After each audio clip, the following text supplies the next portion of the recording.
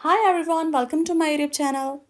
In this short tutorial, I'm going to show you that how can you change text tone on your iPhone. So let's start up the process. To start up the process, open up settings.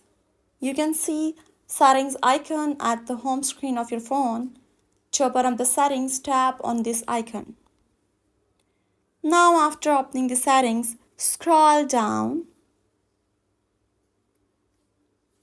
Now here you can see option sounds and haptics. Tap on this option.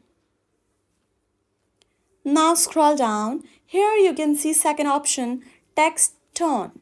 Tap on this option. Now from here you can select any tone.